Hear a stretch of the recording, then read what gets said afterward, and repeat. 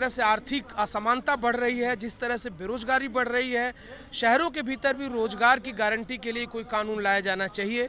तमाम जो जरूरी सुविधाएं हैं, सेवाएं हैं, वहां से जीएसटी ये हटाते, खत्म करते, कम करते तो एक बात होती, लोगों को राहत मिलती। और शिक्षा छात्रों की जहाँ तक बात है, आप देख लीजिए शिक्षा का बजट जो है वो जीडीपी का 6% बहुत लंबे समय से मांग, उसकी कोई बात नहीं है।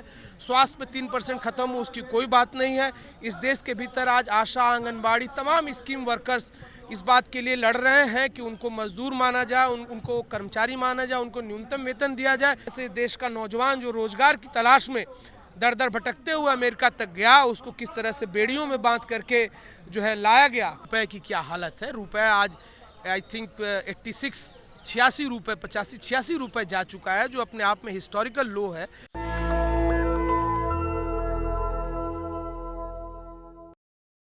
नमस्कार, आप देख रहे हैं नेशनल दस्तक और मैं हूं रंजय कुमार। हम हैं जंतर मंतर पे और अभी कुछ दिन पहले बजट आया मोदी सरकार का, और उसमें बहुत एक सबसे बड़ी खास बात रही जिसको लेकर कहा गया कि ये बजट जो है लोक कल्याणकारी है, मध्य वर्ग का इसमें बहुत ध्यान रखा गया है। 12 लाख की जो इनकम थी ईयरली, उसको जो है कर मुक्त किया गया।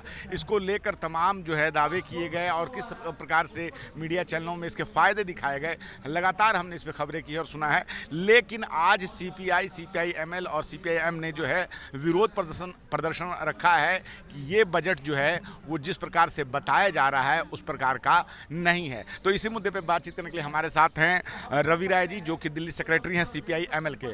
सर, पहले तो स्वागत है आपका नेशनल दस्तक पे। जरूर, शुक्रिया। सर, सब तो कह रहे हैं कि ये बजट जो है बहुत अच्छा है, इसमें किसानों की बात की गई है, इसमें युवाओं की बात की गई है, मध्य वर्ग जो है उसको बहुत दिनों से जो है कर की मार पड़ रही थी, तो उनको भी 12 लाख का जो है कर मुक्त किया गया है उनकी ईयरली इनकम के हिसाब से, वार्षिक में जो वो कमाते हैं। पूरा देश जानता है कि किसानों की सबसे बड़ी मांग क्या है। किसानों की सबसे बड़ी मांग थी एमएसपी, जिसके जो कि इतना बड़ा आंदोलन हुआ। सरकार ने जिसको माना कि हम इसके लिए आगे बढ़ेंगे, लेकिन उन्होंने एमएसपी पर कुछ नहीं किया। तो किसान तो इससे बेहद जो है वो एक तरीके से निराश है। मजदूर बहुत बड़े तबका है, मजदूर शहरी मजदूर हो या ग्रामीण मजदूर हो। हमने देखा ग्रामीण मजदूरों में मनरेगा एक बहुत बड़ी चीज़ है जो लोगों को रोज़गार देती है, लेकिन मनरेगा का बजट यहाँ पे घटा दिया गया। और आप शहर के भीतर जो है वो लोगों को ये उम्मीद थी कि एक तरीके से जो आज जिस तरह से आर्थिक असमानता बढ़ रही है, जिस तरह से बेरोजगारी बढ़ रही है, शहरों के भीतर भी रोजगार की गारंटी के लिए कोई कानून लाया जाना चाहिए, लेकिन उसकी कोई बातचीत नहीं की गई है। जहाँ तक 1 लाख के ये लोग जो टैक्स एग्जम्पशन कह रहे हैं 1 लाख की इनकम पर, वो बहुत ही मामूली राहत है, जिसका लाभ बहुत ही छोटे हिस्से को मिलेगा। अच्छा होता कि ये जीएसटी जो तमाम जो जरूरी सुविधाएं हैं, सेवाएं हैं, वहां से जीएसटी ये हटाते, खत्म करते, कम करते तो एक बात होती, लोगों को राहत मिलती। और शिक्षा छात्रों की जहाँ तक बात है, आप देख लीजिए शिक्षा का बजट जो है वो जीडीपी का 6% बहुत लंबे समय से मांग, उसकी कोई बात नहीं है। स्वास्थ्य पे 3% खत्म हो, उसकी कोई बात नहीं है।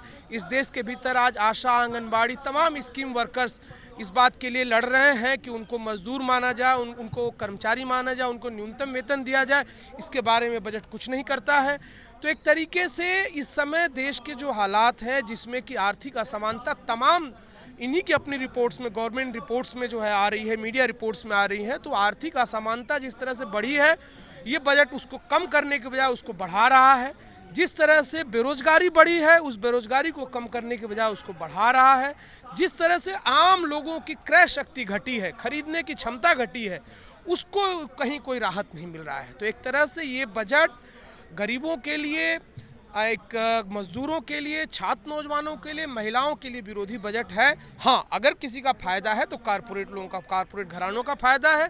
कारपोरेट घरानों के लिए जिस तरह से टैक्स लगना चाहिए उस टैक्स नहीं लगाया जा रहा, और एक तरीके से उनको एग्जम्पशंस पे एग्जम्पशंस दिए जा रहे हैं। कारपोरेट परस्त है ये, और हमने देखा इसीलिए इस बजट के बाद भी मोदी जी जो है वो अमेरिका जा कर के एक तरीके से उन्हीं सारे हितों को जो इस बजट में जिनको एक तरीके से सामने लाया गया, उसके उस तरह के आर्थिक समझौते करके भी इस देश के में यहाँ लौट आए। और वही उन्होंने देखा कि यहाँ से देश का नौजवान जो रोजगार की तलाश में दर दर भटकते हुए अमेरिका तक गया, उसको किस तरह से बेड़ियों में बांध करके जो है लाया गया। ठीक वो वहाँ से रवाना हुए और उनके पीछे एक और जहाज़ रवाना किया गया, जिसमें बेड़ियों से बांध करके पहली बार ऐसा इस दुनिया में हुआ, जो हम लोग देख रहे हैं कि हिंदुस्तान के नौजवानों को इस तरह से अपमानित करके जो रोजगार की तलाश में गए हैं उनको अपमानित करके लाया गया। तो एक तरीके से जो अमेरिका परस्त आर्थिक नीतियां हैं, अमीर परस्त आर्थिक नीतियां हैं, उनके सामने मोदी सरकार पूरी तरह घुटने टेक चुकी है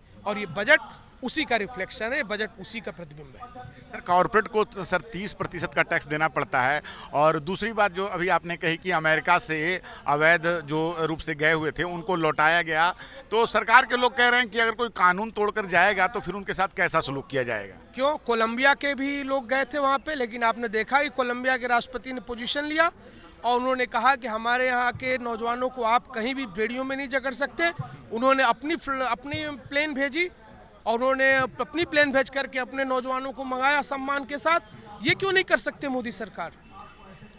उन्होंने वहाँ कोई अपराध नहीं किया, वो रोजगार की तलाश में वहाँ पर गए हैं, ठीक है, यही उनका अपराध एक तरह से है। लेकिन वहाँ पर कोई अपराध उन्होंने नहीं किया, वो कोई क्रिमिनल नहीं थे वहाँ पे, और आप उनको डिपोर्ट कर सकते थे। लेकिन डिपोर्ट करने का ये कौन सा तरीका है कि 40-40 घंटे तक उनको जो है वॉशरूम नहीं जाने दिया जा रहा, खाने को नहीं मिल रहा, हाथ और पैर उनके जंजीरों में बांधे गए हैं।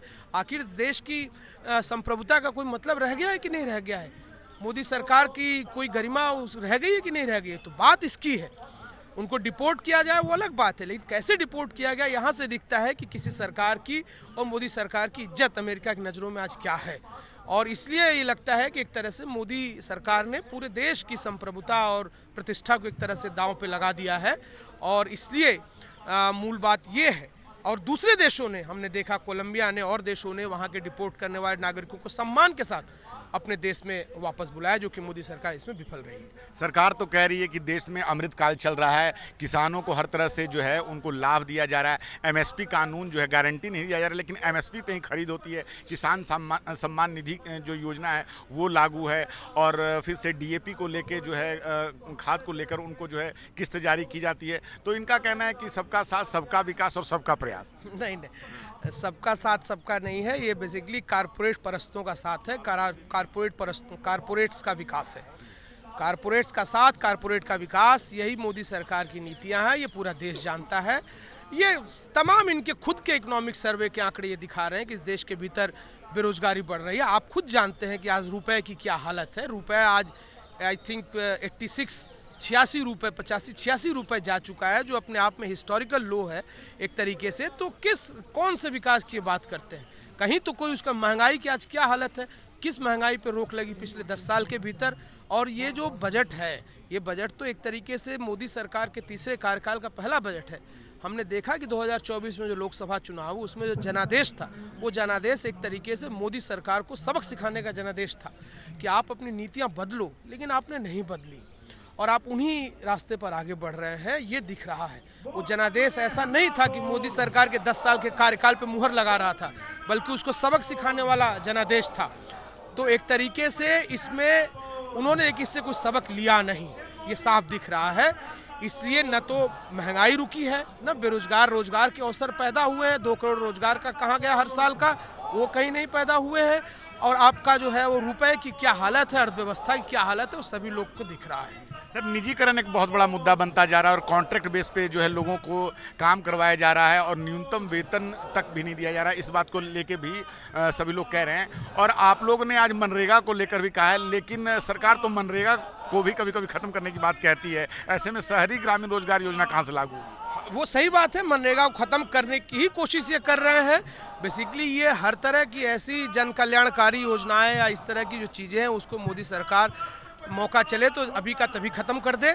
लेकिन ये चूंकि एक लंबे आंदोलन और मांगों से निकली हुई है तो इतना आसान नहीं है, इसीलिए इन सवालों को उठाया जा रहा है कि मनरेगा बहुत एक तरीके से ये नहीं कहा जा रहा है कि उसने बहुत कोई सबकी ज़िंदगी को बहुत आमूल-चूल बदलाव कर दिए हैं, लेकिन आज जो स्थिति है आर्थिक असमानता उसको एक लेवल तक वो कम करती है, गरीबों को एक छोटी राहत, ग्रामीण गरीबों को जहां रोजगार के अवसर कम है उसको देती है।